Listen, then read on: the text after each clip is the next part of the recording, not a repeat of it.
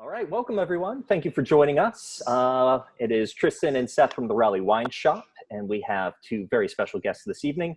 We have Raj Parr, famed sommelier, winemaker, winner of multiple prestigious awards from the Wine Spectator Grand Award, James Beard Awards, and of course, winemaker at Eveningland, Sandy, Domaine de la Côte, and many other fabulous wines featured here at the Raleigh Wine Shop. And also joining us, we have Darren Palace. A lot of our regulars may recognize him from wine tastings, usually around the Triangle Wine Experience time. May have known him from his time at Fela, but he is now working with Raj. So happy to have him on the call today. Thanks for joining us, guys. Thank you. Welcome, guys.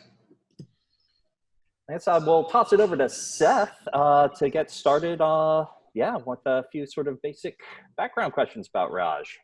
Cool. So we crowdsourced some questions from all our social media fans and customer base, and a lot of people were interested in how you started in the wine world. So we know you have quite the food background from a mother and grandmother who were apparently incredible cooks, a cousin that owned restaurants. You went to the Culinary Institute of America, so you were definitely on the food course. So people are interested in what turned you over to wine. Was it a particular bottle? Was it the thought of spending your life on a hot line just sounded too unappealing to you? What brought you like full-time into the wine world and out of the kitchen?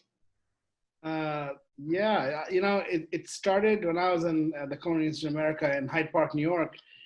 There was a wine class in our, I think it was like the last year, our final year. And it was a 6-week class, and I just like got hooked. I'm like, wow, this is made from grapes. You know, the kid eat grapes. You're like, what are grapes? You eat grapes. You don't think about, and growing up in India, wine wasn't a big part of, it wasn't a big part of our life. So I had wine when I was 20 in the UK with my uncle, who introduced me to fine wine. And then when I went to the culinary school, there was a wine class, and I just kind of just couldn't get off. My mind was just totally focused on wine. So I asked my instructor, I said, how can I learn about wine? He said, you got to go work with someone who knows a lot about wines, a restaurant which has a lot of different wines. And that's how you learn, because back then, this is pre-Google days, believe it or not. I couldn't just Google a wine. So, and then I just started working. I started off as a food runner, back waiter, bar back, bartender, then finally became Larry Stone's assistant 6 months after I started. And then just, spent as much time with Larry asking questions, reading, saving all my money, traveling to all the regions, and just meeting people. Back in the day when I, first time in Burgundy in 96, and then in 97, 98, there was nobody there. There was no, you could fax DRC, Roumier, any producer, Lafont, anyone, and you can get an appointment within a week at best. And then you would go there, and they would open Romani Conti old vintages or Musigny or whatever. There was like, it's different than now. Now even I feel bad going and asking Christophe Roumier for an appointment, because I know how busy he is, because everyone wants to go taste with him. So, but back then, so I went to Jean Richard. I've been to Jean Richard every year since 1998. I've been to Clap every year since 1998. Though this year I might be challenged. I might skip a year because I was supposed to be there now. But anyway, so, just traveling, talking, of course, tasting, drinking, spending every cent I ever made and back. That's how it started. Yeah. That's awesome. And so I was wondering, was there like one bottle, your aha bottle, that really just, went from this is interesting and a beverage I enjoy to this is something just different and I couldn't be more excited about this sort of thing? That first happened to me when I first drank, I don't know what Bordeaux it was. It was something in the Mouton family, and then there was a bottle of champagne, Dom Perignon. I'm like, wow, wine is amazing. This is great. But then the epiphany bottle was 86 Ravenot Le Clos in 96 when I was a bar back, and I was cleaning the bar, and Larry had given a blind wine taste to his assistant, who smelt it and then left the glass there, didn't taste it. And then end of the night, I was cleaning up, and the glass was still there. It was only an ounce of wine. It wasn't that much wine. So, Larry was walking by. So I asked Larry if I could taste the unused glass. And he's like, yeah, sure, taste it. And I was just like, holy shit, this is wine. This is from grapes. So, it was a 86, a highly botrytized vintage. And it was 10 years old, but the wine was just unbelievable. And that took me straight from like knowing no wine, like not going through all of California or anywhere else. I went straight to Burgundy right there and then never left. So that was my focus. Hence people say, how come you know so much about Burgundy? Because I made it my life goal to learn as much as I can. Starting off when I was 24 years old, and I immersed myself in Burgundy, voila. So awesome. Well, chatting about Burgundy, I think that's a good segue to kind of talk about some of the wines you make that we carry in the shop. And I'm going to throw it over to Tristan to chat about that for a minute and pull up some of these questions that people are interested about these wines. Yeah, so, here in the shop, we did a special this week on Sombi, on Salem Wine Company, which is the second label of Evening Land. So we want to talk a little bit about those wines, specifically your focus on crafting wines of the West Coast with these specific grapes. What are the differences in expression you found once you started making these Burgundian grapes in California and Oregon, and once you start getting your hands in the dirt? Yeah, it's been a learning experience for Sashi and me for sure. We have traveled together to other parts of the world, and then we started making wine in Oregon after Santa Rita. Santa Rita Hills was like, we learned from the vineyards in Santa Rita Hills.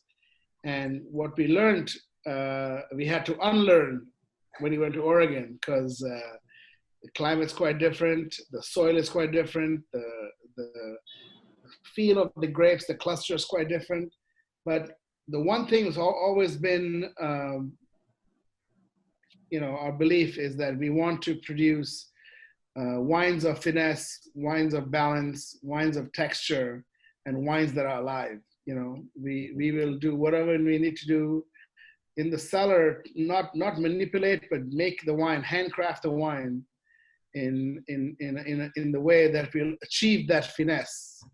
One example I'll give you is the 17 Evening Land, the Seven Springs Pinot Noir.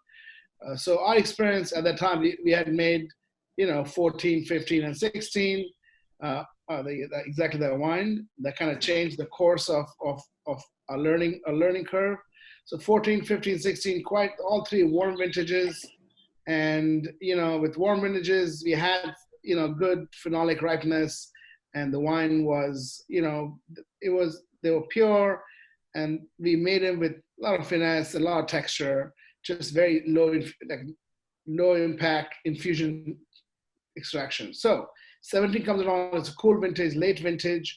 We definitely have some underripe tannins. We have some bitterness, wild vinification. So we're like, okay, we have to be careful with wine. So we decided to age it for 12 months in barrel, and then age it for the remainder of its time for, I think, another 10 months in concrete tanks, in large concrete tanks, just to kind of polymerize the tannins, make it soft, make it light.